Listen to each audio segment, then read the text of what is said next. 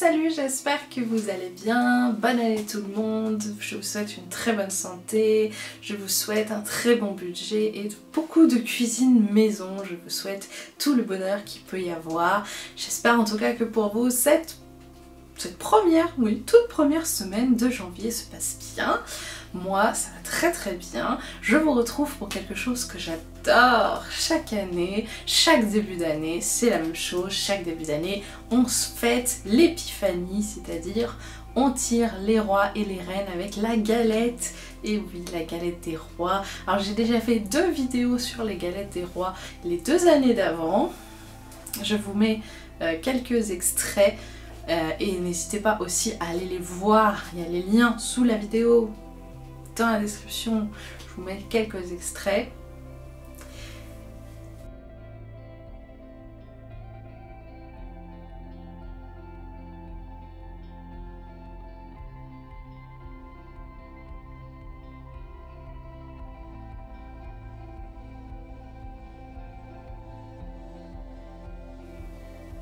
Et cette année, je vais faire une galette des rois avec quelque chose d'un petit peu spécial. J'ai trouvé ça sur Vinted. Donc je vous montre d'un peu plus près. Voilà. La petite fève Thermomix avec la petite couronne et tout. Le petit kit, tout bien. Donc je vais l'utiliser pour cette galette. Donc la recette que je vais vous partager aujourd'hui, c'est une recette un peu spéciale. C'est la toute première recette de galette maison que j'ai fait il y a 4 ans maintenant. Tout début de ma chaîne, je ne vous l'avais pas partagée. Voilà, donc en 2020, je l'avais fait, je ne vous l'avais pas partagé en vidéo et j'ai regretté. Et après, l'année d'après, j'ai pas fait de galette maison, on en avait acheté en 2021, je me souviens que j'avais pas l'envie. L'année dernière, donc il y a 2 ans, 2022, du coup j'avais fait, souvenez-vous, la galette des... j'avais fait la brioche des rois. Vous avez vu les petits extraits, j'avais fait la brioche des rois.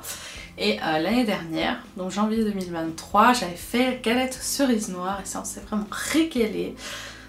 Donc là cette année je vous partage la recette basique que j'adore.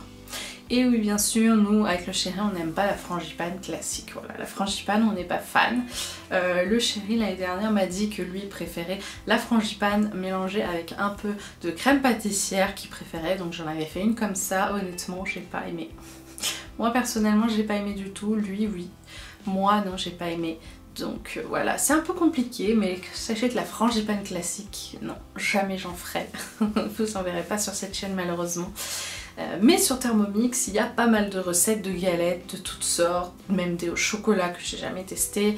Donc voilà, je vais vous partager ça.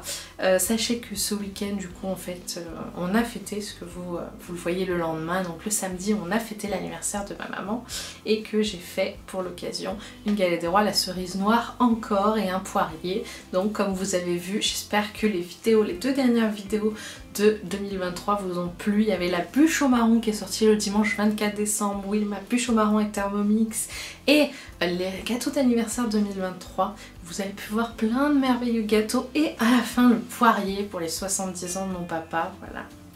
Et je vais le refaire pour là les 60 ans de ma maman. Donc moi je filme avant, donc je ne l'ai pas encore fait, mais pour vous, vous le voyez dimanche, donc je l'ai déjà fait le samedi, donc la veille. Voilà. Donc vous avez dû le voir, je pense, peut-être sur les réseaux sociaux. Voilà. Donc c'est parti en tout cas pour la galette des rois à la pomme. Allez, j'ai tout sorti ce que j'avais besoin, j'ai tout mis sur la table. C'est parti, je vous montre le petit kit de galettes de plus près à la lumière. Je vais essayer d'ouvrir ça proprement, ce qui est bien. D'ailleurs, c'est que c'est faisable. Je prends la fève qui est quand même très très grosse. Je vais la mettre plutôt là où vous pouvez la voir. Et maintenant, j'ai plus qu'à refermer ça tout doucement sans l'abîmer. Et voilà. Allez. Il est temps de commencer. Je fais de la place pour la pâte feuilletée. Donc je prends 2 pâtes feuilletées classique, ronde, petite, enfin voilà, taille normale.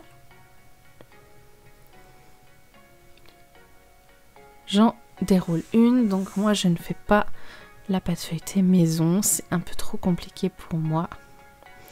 Et avec en plus mes douleurs aux mains, aux poignets, j'arriverai pas à étaler sans arrêt. La pâte feuilletée, c'est vraiment compliqué à faire à la main, donc je préfère l'acheter.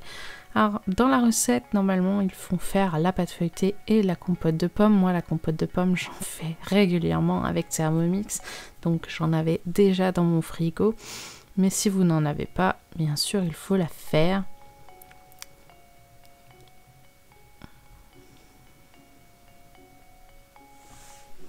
N'hésitez pas également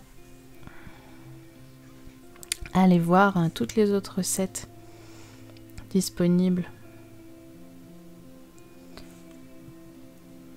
sur cookiedoo.fr.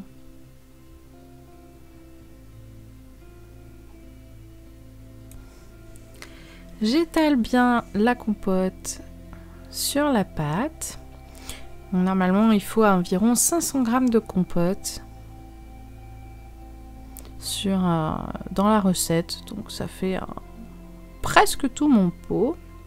Donc je suis désolée, j'ai retrouvé que l'extrait, que ma vidéo de l'année dernière sur la galette aux cerises noires. J'ai pas retrouvé celle d'avant, j'ai dû déjà la ranger sur un disque dur. J'ai pas retrouvé celle de l'année d'avant. La brioche des rois, la brioche que j'avais fait. Mais elle est sur YouTube, hein, n'hésitez pas à aller la voir. Donc j'ai trouvé un plat, une plaque à pizza assez grande pour accueillir ma première pâte feuilletée. Je l'enlève, je la mets juste derrière sur la gazinière. Et pendant ce temps, je viens étaler la deuxième pâte feuilletée, qui a été un petit peu plus compliqué à étaler que l'autre, bizarrement. Je ne sais pas trop pourquoi. Pourtant, je les ai congelés ensemble, donc il n'y a pas de raison. Hop, voilà. Je fais la même chose que l'autre, je découpe le contour et cette fois, je la tiens là d'une main pendant que je ramène l'autre de l'autre main. Et le but, je vais essayer de ne pas renverser la caméra, le but va être de les poser l'une sur l'autre bord à bord. Donc oui, je sais, je n'ai pas encore mis l'œuf, mais je vais le mettre après. Je vais relever les bords pour mettre l'œuf, pas de panique. Je m'en suis rendu compte une fois que j'avais posé la pâte que j'avais pas mis l'œuf avant, mais c'est pas très grave. Je préfère bien positionner les deux pâtes et mettre l'œuf après, plutôt que de mettre l'œuf, mettre la pâte, repositionner et finalement enlever tout l'œuf. Bon, voilà.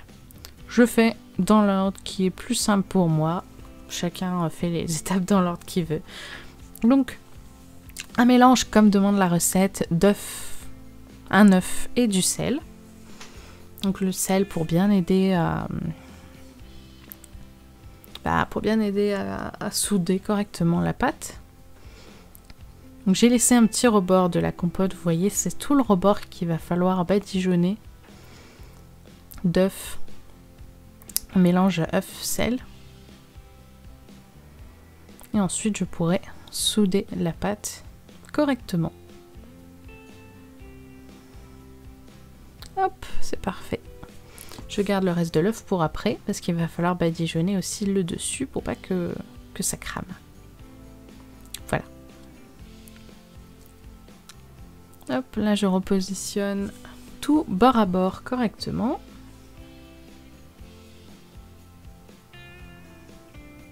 Après, je referai un autre tour pour bien aplatir les pâtes l'une contre l'autre et éviter qu'il y ait des endroits avec des bulles, etc.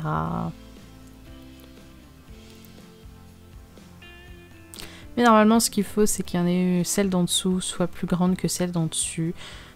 Donc, parce que normalement, il faut la souder en ramenant, enfin je sais plus comment ils expliquent, mais moi j'aime bien comme ça les galettes, hein, simplement en soudant bord à bord, sans faire de chichi ou quoi. Dites-moi dans les commentaires, est-ce que vous faites vos galettes des rois maison chaque année? Moi maintenant oui, Et dites-moi également à quoi vous les faites, qu'est-ce que vous aimez comme genre de galettes, quelle recette par exemple, si vous avez Thermomix, quelle genre de recette vous avez testé, est-ce que vous en testez des nouvelles chaque année, dites-moi tout. Oui, la fève est plutôt grosse et se voit vraiment. Mais bon, c'est pas grave. Maintenant que tout est bien soudé, je vais faire un quadrillage. Donc j'ai commencé avec l'envers du couteau, mais c'est ce que j'avais fait l'année dernière. Et au final, ça traverse pas assez la pâte feuilletée et ça avait quand même gonflé. Donc au final, après, j'ai pris la lame du couteau. Bon, vous voyez que ça, avec la compote, ça glisse pas mal et ça fait des trous. Mais pas de panique, c'est pas très grave. C'est vraiment pas grave du tout. Voilà.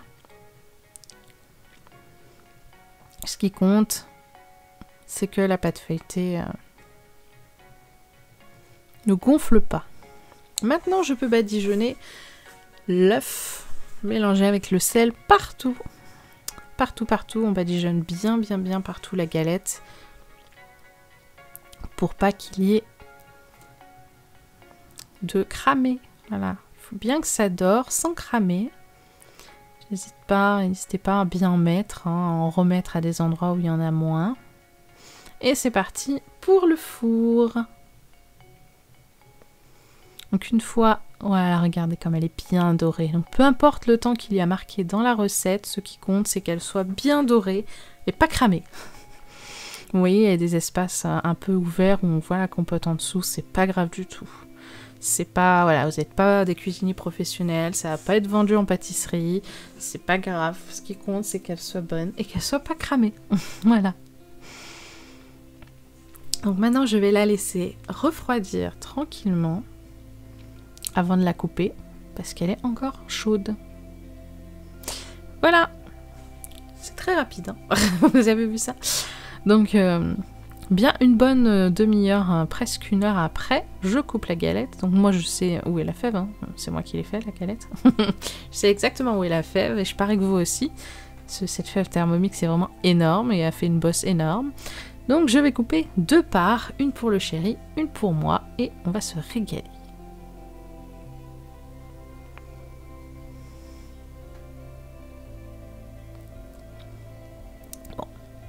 C'est un couteau normalement à poisson, hein. Voilà. Mais j'ai tellement fait de trucs maison et j'ai tellement usé de couteaux que à ce moment-là ils étaient tous sales, donc je découpe ma galette comme je peux avec ce qui me restait. Hop, une part pour moi.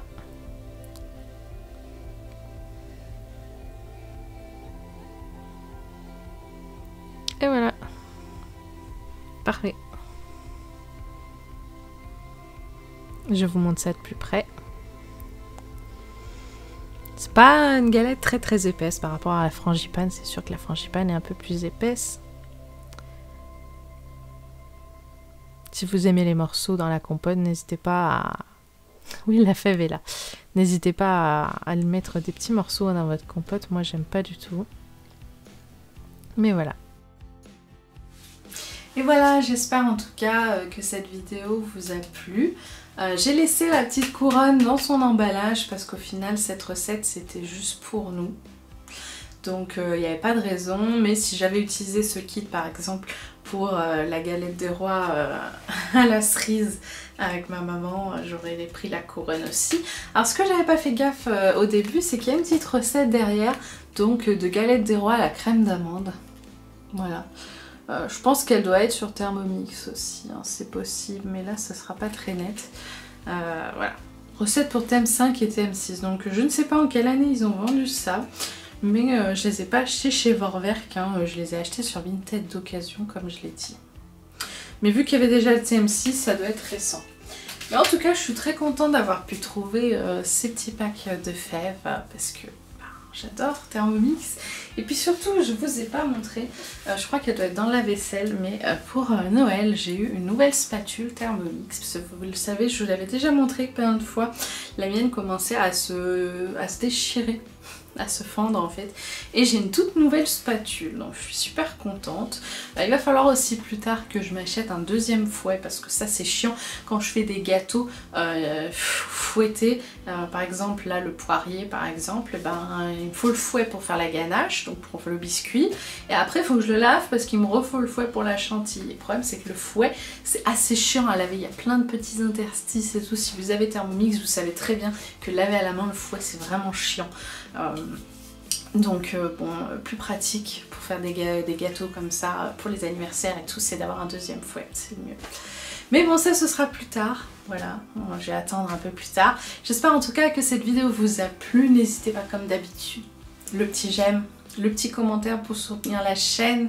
Merci d'être toujours plus nombreux à vous abonner à ma chaîne.